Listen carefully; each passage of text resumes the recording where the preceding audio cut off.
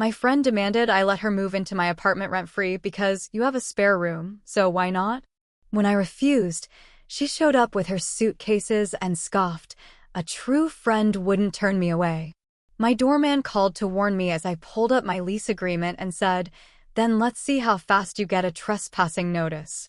Living in Chicago, I had a comfortable setup in a 2-bedroom apartment overlooking Lake Michigan.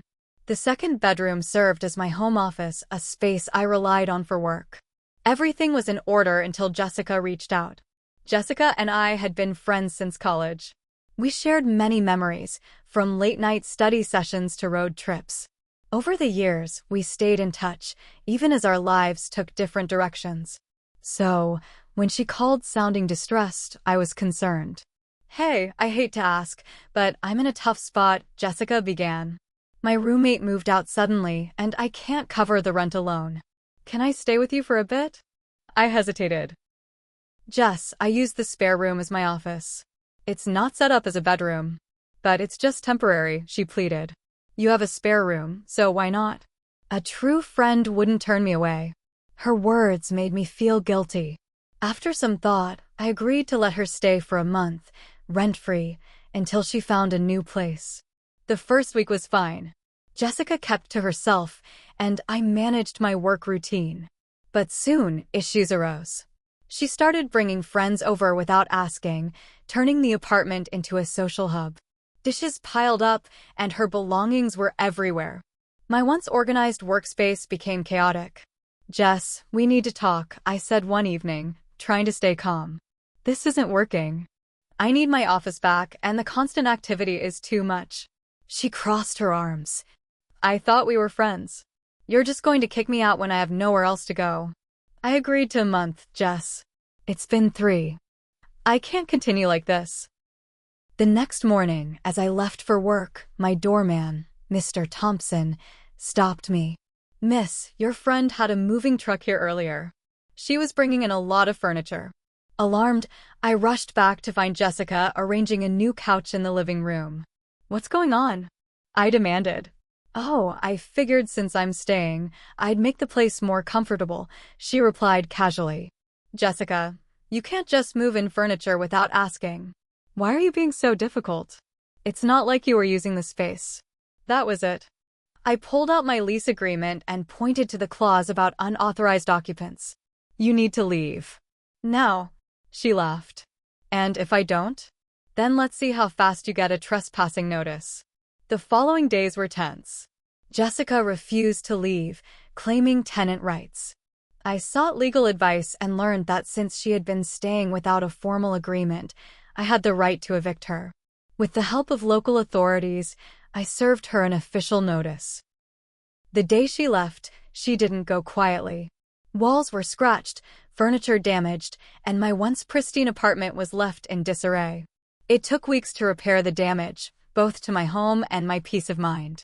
Reflecting on the ordeal, I realized the importance of setting boundaries, even with close friends. Friendship doesn't mean compromising one's well-being.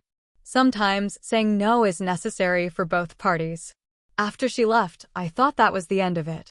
I started fixing up the place, got someone to repaint the walls, replaced the broken lamp she knocked over, tried to get back to my routine. For about 2 weeks, things felt normal again. Quiet, clean, peaceful.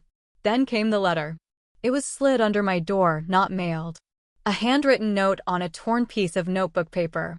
No envelope. "You really messed up. Just wait." No name. No return address. Just that. I knew it was her. The handwriting looked like hers. I tossed it in the trash, tried not to think about it. But then, my building's maintenance guy stopped me a couple days later. "Hey, just a heads up," he said. "Someone's been asking about your apartment.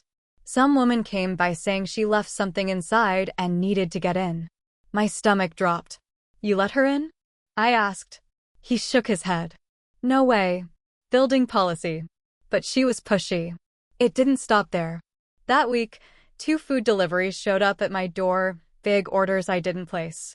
One was Thai, the other Italian. I sent them away, told them it was a mistake.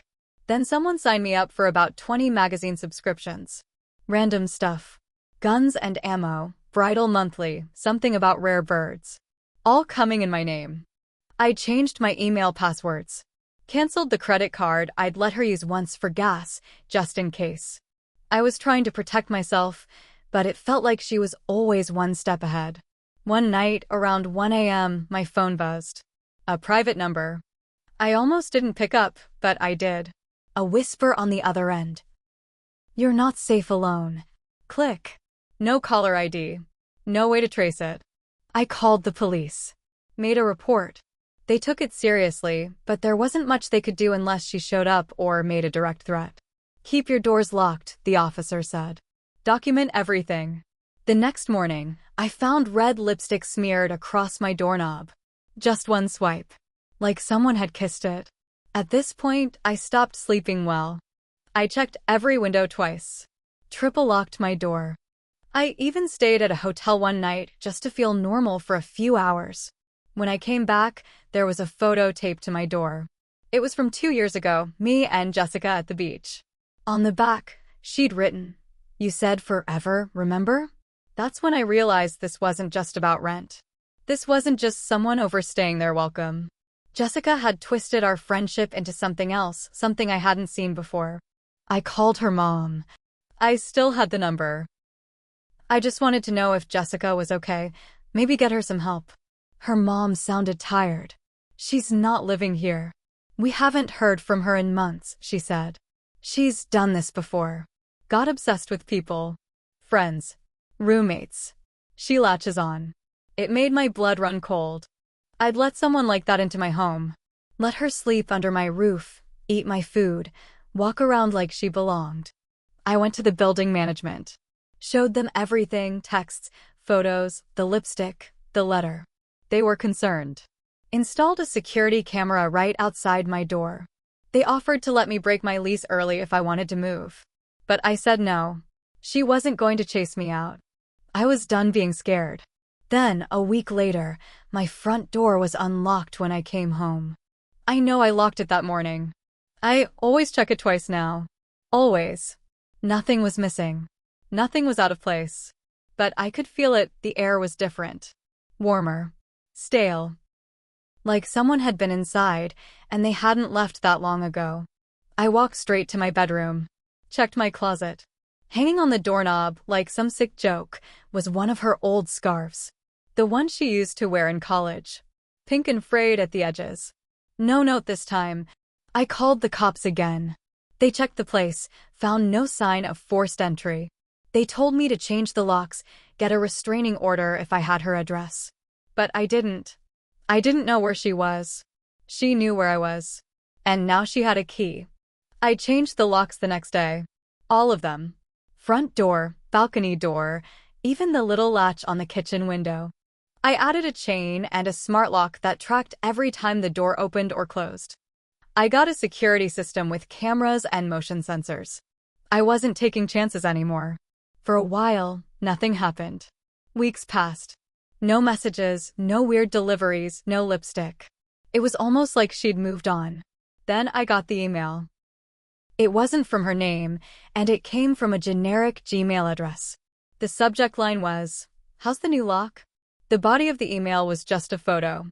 A screenshot of my hallway, right outside my door, taken from my building's security camera feed. Except the angle was off. It wasn't from the camera I had access to. That meant she had access to the building system, or worse, she'd found another way to get in. I showed it to building management immediately. They checked the system and confirmed that no one had hacked into it. No new logins. But there was one thing. They found a small wireless camera hidden behind a plant in the hallway, aimed right at my door. Not part of the building system. Completely separate. Someone had planted it there. They removed it. We checked every other inch of the hallway for anything else. Nothing. But the damage was done. She'd been watching. I started to feel eyes on me all the time. Not just in the building, but at the grocery store, at the train station, even in my gym. I'd catch people looking, and I couldn't tell if they were just strangers or if they knew something. Then one day at work, someone sent flowers to the front desk. No card. Just a single pink lily and a note taped to the stem, Still smells like you. That was when I stopped going in. I told my boss I needed to work from home indefinitely. He didn't ask questions. I think he could tell I wasn't just being paranoid. Or maybe he'd heard the rumors. Because by now, the story had started to leak into other parts of my life. People were whispering. I heard someone in my yoga class mention my name and the word crazy in the same sentence. A friend I hadn't seen in months messaged me out of nowhere. Hey, is it true about your roommate? The stalker. I hadn't told anyone about what was happening, not in full. Which meant Jessica was talking. Or pretending to be me. Or both. Then came the fake Instagram account. I only saw it because a coworker tagged me, thinking it was mine. The profile used my name and a photo I'd taken at the lake last summer. The captions were off, sweet at first, almost normal. But then they got darker. One said, "Can't sleep. I miss her arms." Another, "You'll regret what you did." I always get what I want. I reported it, had it taken down, but 3 days later, a new one popped up. Slightly different name. Same photos. Same vibe. I called the police again. They took the new information seriously, especially after I showed them the hidden camera and the emails. I filed for a restraining order. It was granted temporarily, but we had to go to court for it to become permanent. That day in court was the first time I saw her in person in almost 3 months. She walked in wearing all black, hair freshly curled. She smiled at me like we were meeting for lunch. Not like we were in a courtroom with a judge ready to put distance between us. She didn't deny any of it. Just sat there calm, like none of it mattered. Her lawyer did all the talking, claiming she had emotional issues and needed help, not punishment. The judge didn't buy it. I got the permanent order. She had to stay 500 feet away from me at all times. No contact. No messages. No appearances. But something in her smile made my stomach twist. It didn't feel like a loss to her. It felt like a game she hadn't finished. I stayed alert. Changed routines. Kept to myself. Then one night, I was watching TV, trying to unwind, and my phone buzzed. Unknown number. A single photo came through. It was me, sitting on the couch, taken from outside the window. I didn't sleep that night. I sat on the couch with the lights off, the TV still on, clutching my phone, trying to breathe. That photo wasn't old. It was taken that night. I was wearing the same shirt. Same blanket. The curtains were closed, but only mostly. One small corner had been left just slightly open. Enough. She'd been out there, watching. I called the cops again. They came, checked everything. She was gone by then, of course. But they saw the footprint outside the window. They believed me now. It wasn't just a friend gone weird. This was serious. They added extra patrols near my building. They gave me a direct number to call. One of the officers suggested I move for real this time. "You can't keep living like this," he said. But I didn't want to run anymore. I was angry. Furious. All this time, I'd played defense. I'd tried to protect my space, my sanity, my life. She kept pushing. So I decided I'd push back. I started collecting everything. Every note. Every email. Every timestamp from the cameras. I even got screenshots from her fake profiles before they were deleted. I made a timeline, backed up every file, documented everything she'd ever done. I called her mom again. This time I wasn't polite. "She needs help," I said. "And if you won't do something, then I will." Because the next time she shows up at my window, I'm not calling the cops. I'm calling every lawyer in Illinois. Her mom cried, told me she was sorry. That Jessica had always been like this since she was a teenager. Obsessive. Manipulative. Always turning people into projects. She said, "You're not the first. But you can be the last." That stuck with me. So I found the first one. I dug into the past. Found another woman who had filed a restraining order against Jessica 3 years earlier. Same pattern. Moved in. Got comfortable. Took over. Then snapped when she was told to leave. I messaged her. She responded. "I'll testify if you need me to," she said. "I've been waiting for someone else to step up." So we did. I took all my evidence and hers, and I went to the police again. This time, I pressed charges. Harassment, stalking, trespassing, identity theft. The list was long. And now I had a second voice backing it up. The trial wasn't fast. It took nearly a year. But I showed up to every hearing. I made sure her story couldn't be spun into some mental health slip. I brought witnesses, emails, footprints, camera logs, voice messages, screen grabs, flowers, even that scarf she hung in my closet like some haunted relic. Jessica sat across the courtroom stone-faced. No smile this time. When the verdict came down, the judge didn't hesitate.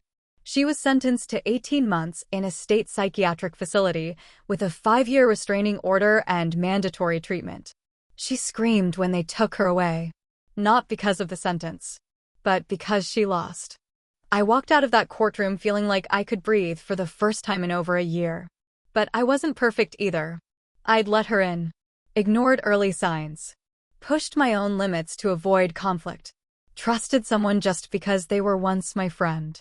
I ignored red flags because I didn't want to look mean. I let guilt guide my decisions. And that was my mistake. I started therapy, took time off, stopped explaining myself to people who didn't understand. I moved out of that apartment, finally. Not because she scared me, but because I was done living in the shadow of what she tried to take from me. And when I handed my keys back to the doorman, he smiled and said, "Good. You stayed too long." He wasn't talking about the lease. I didn't need revenge. I didn't need to ruin her life. I just needed the truth to come out, and for her to know, without a doubt, she didn't break me. She made me sharper, smarter, meaner maybe, but stronger too. She thought she could walk through my door and take over.